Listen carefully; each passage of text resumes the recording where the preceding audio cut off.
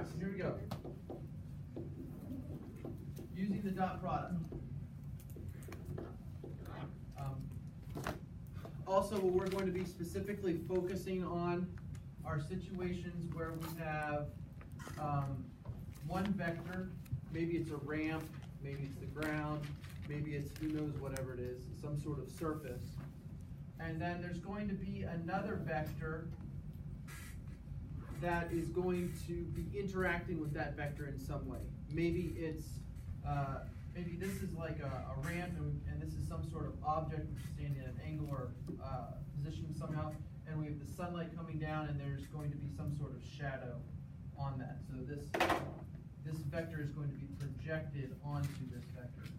So it would be something like, there would be a horizontal and a vertical component of it. And we're going to be looking at that situation here specifically, only it's not going to be up, it's going to be down, dealing with ramps and what happens. A very basic example, if you have a car on a ramp, how much force is it pushing down the ramp? How much would you have to push back on it in order to make sure it stays in place? Why might that be something that would be good to know? If you've got a car right here, you need to know how much force you have to push up on there to completely balance out the force down here. Why might that be something interesting? Because you know the big old trucks that carry like a bunch of cars at one time, and there's always one that's like on the end, and you don't want that one falling into traffic. Okay, yep, that's, so you're thinking that ramp maybe is the back of the trailer. Yeah. I'm also thinking emergency brakes. You know how like if you're ever parked on a some sort of incline, you put your car in park and then you hit the emergency brake, so that, or you pull it up like this or however it is for your car. Anyway, and so you want those emergency brakes to be able to exert a force up this way to counteract gravity pulling the car down. So those are just a couple examples. These are some good reasons why it's helpful to know that. What we'll see here in a second, the problem is that gravity isn't strictly pulling down in this direction, right? I don't know if you learned this in your physics class, but gravity always pulls straight down towards the center of the earth, okay? So what we're gonna actually do here in a minute is that weight due to gravity is going to have a component which is along the ramp, and also has a component which is down there. So that's kind of the purposes. And we're going to work our way backwards. We're going to deal with these type of problems. Then we're going to deal with when you're pushing or pulling something, maybe pushing a lawnmower or a shopping cart, or pulling a lawnmower or a shopping cart backwards to figure out how much work is done, those sorts of things. So let's get started. I'm going to draw a ramp, kind of large ramp over here. Jeremy and John, I know y'all already finished, but this picture I feel like is kind of an interesting picture. So you might be curious about what this is all about. Let's say you have some sort of object right there on that ramp. I'm going to represent that object as a dot right here. Now, as we mentioned a second ago, gravity is always pulling every object straight down towards the center of the earth. So if we were to draw the force that is due to gravity on this object, it's straight down. Okay. However, this object cannot travel straight down. The ramp is going to restrict its motion. Okay? So what we can do is we can realize that there is, let's see if I can draw this with it. If we draw an X and Y axis that is tilted, okay? So not a regular X and Y axis like this, but an X and Y axis that is tilted, can you see which quadrant is this W in? Say it again? Yeah, it's in the third quadrant, okay? What's more, could you break that down, that weight, into an X component and a Y component? Could you break it down like this right here is WX, and this right here is WY? Think about that for a minute. Can you, Haley, does that make sense? Can you see how it's kind of rotated? See how it's got a WX and a WY? Okay. Now, let's think about this. This item right here happens to be a car, okay? Gravity is pulling it straight down, but it can't exert straight down. So what we say is that part of the gravity force is pulling this car down the ramp, and part of the gravity force is pulling it into the ramp. The part that is pulling down the ramp is WX. The part of gravity that's pulling it into the ramp is WY. Now, here's my question for you. If we are concerned about this car rolling down the hill, okay, or sliding down the hill or whatever, which of those two forces, WX and WY, are we going to be thinking about? WX. So if we want to push back on this car in this direction with, you know, our hands or something like that, I'll call it the hand force, we're going to need that hand force to be equal and opposite the direction of WX, correct? So I'll write the question down over here.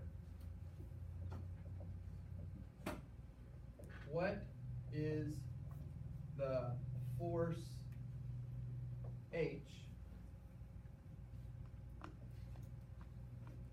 required to keep the car stationary?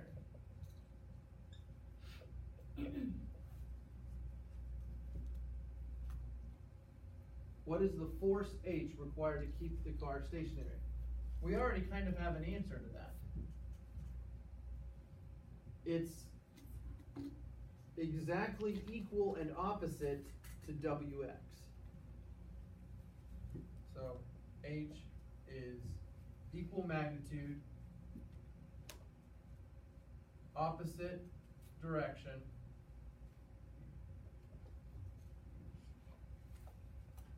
of WX. All right, so that just begs the question, how much is WX?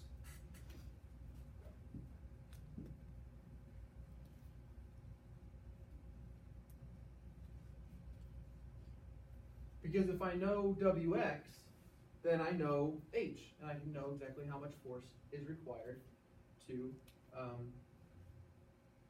stop this car from going down the hill. And for that, we need a little bit of geometry.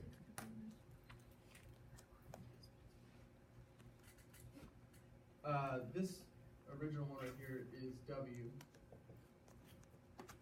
Remember how I said that the weight force points straight down to the center of the earth? Okay, so there it goes, straight down to the center of the earth. This line right here is completely horizontal. This is a vertical line, so therefore I have an angle, a right angle. Let's say that theta right here is, I don't know, 50 degrees. What is this angle at the top of this triangle going to equal? 40. How do you know that? How do you know it's 40? Because it's a right angle, so it's Yeah, okay, so that's a right angle, so therefore 50 plus this have to equal 90. So yeah, that would have to be 40. Okay, sounds good. Now this is where things get interesting. At the end of WX, I'm going to draw WY again over here, so it's going from WX and then WY. So completely perpendicular to WX. I have this vector, so you can see WX, WY, that equals W. Notice now I have a very small right triangle, where I've got a 40 degrees right there. What is this angle right here going to be? 50. Why is it going to be 50? exactly, all equal 180. All right, so we know that this is 50 degrees. Or, more generically, it's going to be whatever this angle was over here.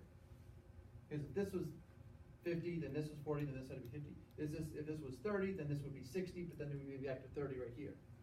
So the idea is that this angle right here is theta. So I'm going to draw this sort of weird, smaller inverted triangle down here. WX, WY,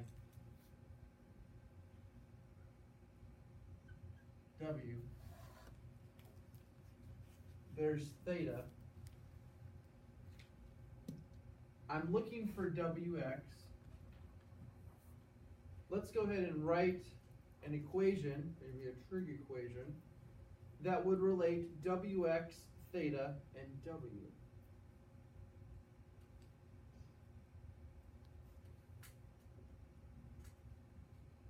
Maybe, do y'all see, let's label which sides are which. In relationship to theta, what is WX?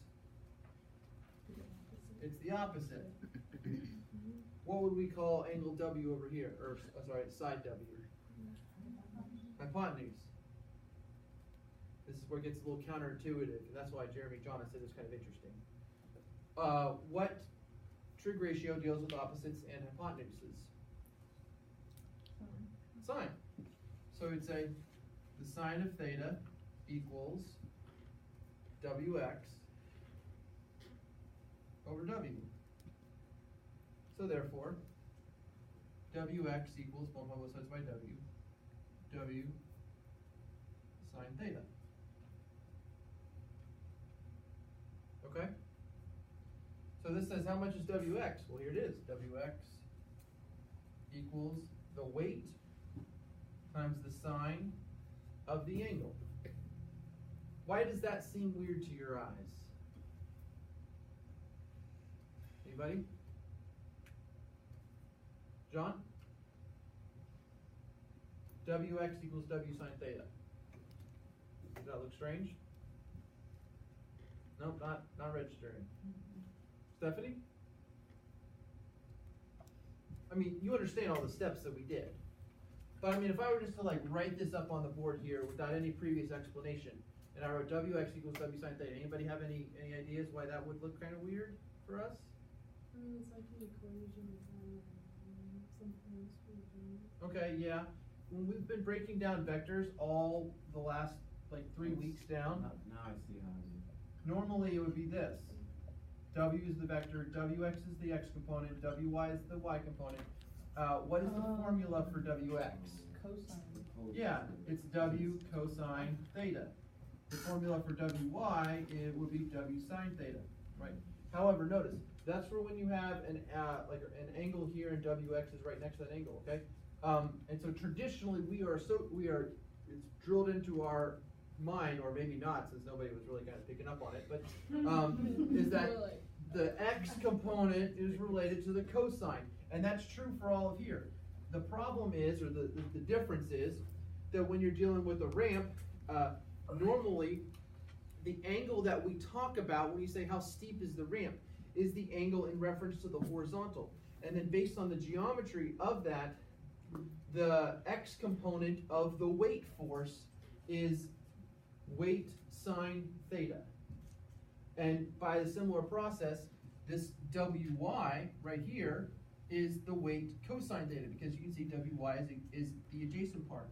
So if we had just a sort of a bonus question, what is WY? That is the portion of the weight which is into the ramp. We would say WY equals W cosine theta. Alright? The reason why we would be interested in WY is because I don't know if in your physics class you've talked about the normal force. The normal force is the amount of force that a surface is pulling on an object, because this object is pulling into the ramp and the ramp is pushing out that. And the normal force is exactly equal and opposite to this amount. And so if we were writing something, I would write this is the normal force. Okay? and then the friction force is actually dependent upon the normal force.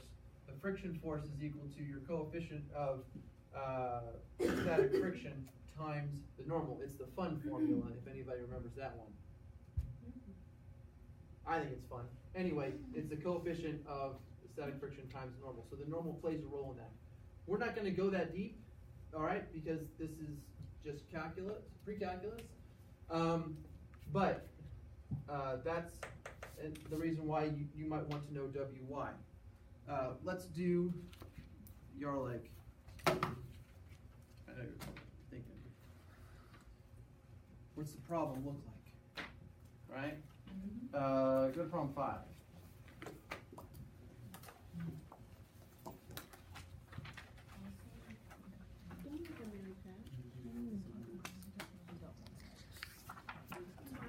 Grab a calculator if you don't have a calculator.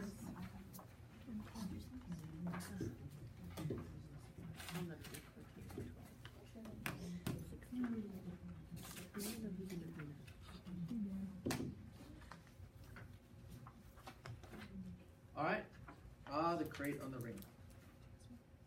Ashlyn, read to us this problem. The crate is on a ramp that is inclined 37 degrees to the horizontal as shown. The force C the crate exerts against the ramp has magnitude for 540 newtons. The figure is not drawn to scale. Okay. Let's go to number 6.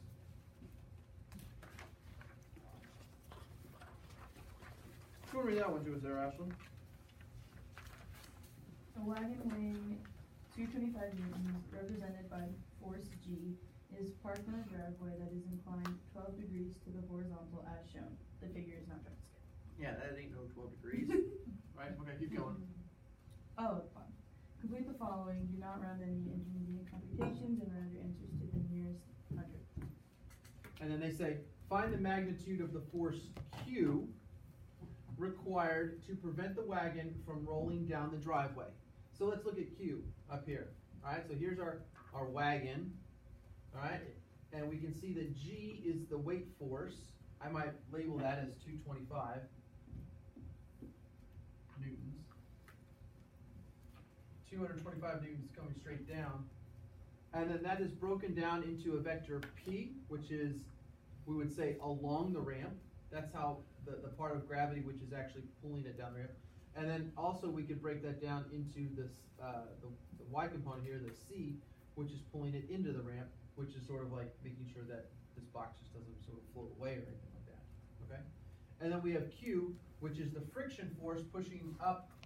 Maybe it's a person, maybe they've got a rope, maybe it's just the friction due to the interaction between the box, molecular particles there, the molecules between that and there. We don't exactly know why, but we've got Q going this way. So, talk to me, class. What is the relationship between Q and P? Opposite direction. If this thing is stationary, what else can we say about them? They're the same. They cancel each other out. They cancel each other out. I'm looking for a technical word. They are the same magnitude.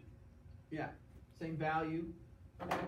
So when they say find Q, well, Q must equal P. So then the question is, what is P? Is that not what we defined over here as Wx, which is equal to the weight times the sine of the angle? So P is the weight, 225, or I'll put it in the formula here. So G sine theta. So P equals 225 sine of 12 degrees. Answer? Anyone?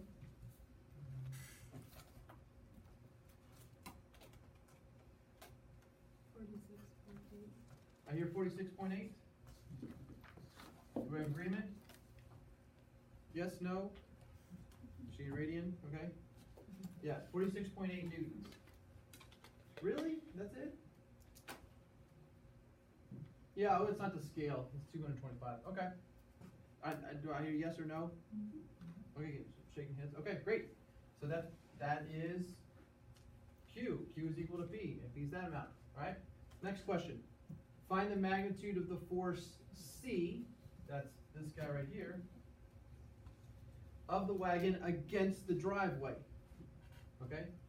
Well, we said that C in our diagram over here would correspond to the Y component, WY, which we calculated to be the weight force times the cosine of theta.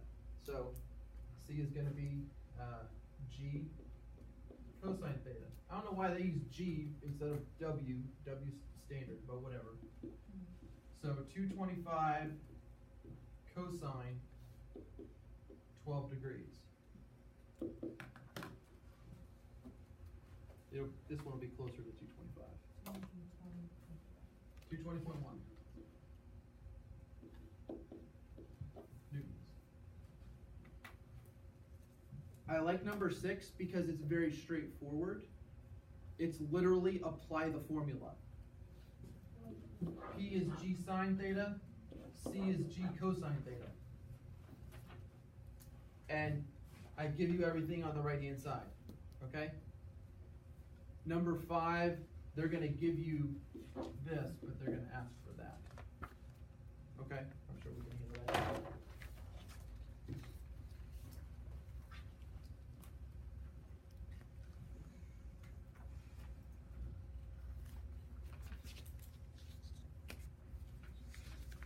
So if we look at number 5, we've got this angle right here, 37 degrees. It says the force C that the crate exerts against the ramp has a magnitude of 540. So now they're giving us this part over here is equal to 540.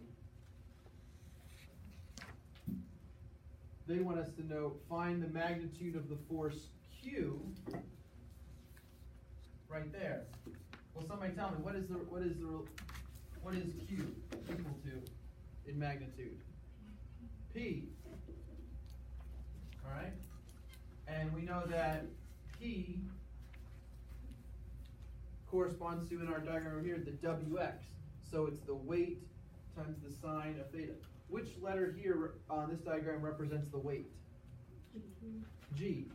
So P equals G sine theta. Do I know what G is?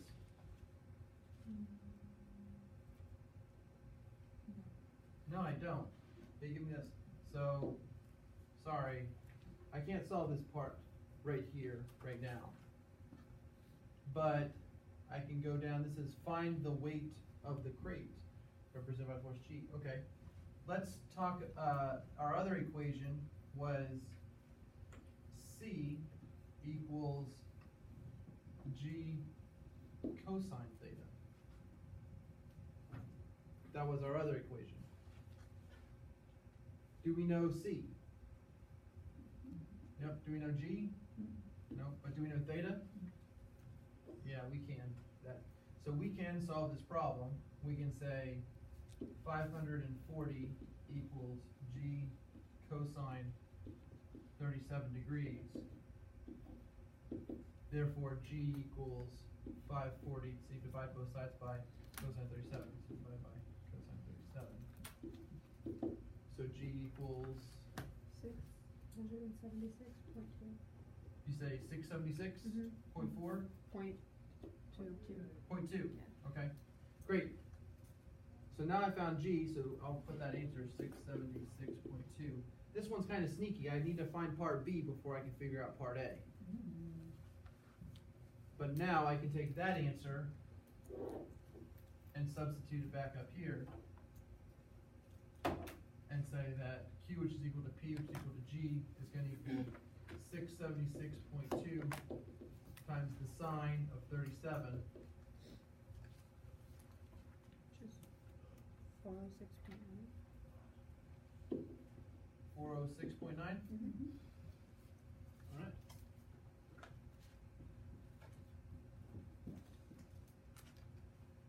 Are those the answers in the back of the packet? Great. Okay. There's two problems. I don't know. It's fascinating to me because the way that this really works is it helps if you tilt that axis. So if you tilt that axis, then everything that's in this direction is what we consider the X, and everything that's in this direction is considered a Y. So, kind of neat stuff. Make sure you pay attention to which one of those you're dealing with. I would like to give you these last 10 to 15 minutes or so to take care of these two problems on your homework while they're still fresh in your mind, all right? How's that sound? Why don't you go and do that? We'll talk about the other 4 problems tomorrow.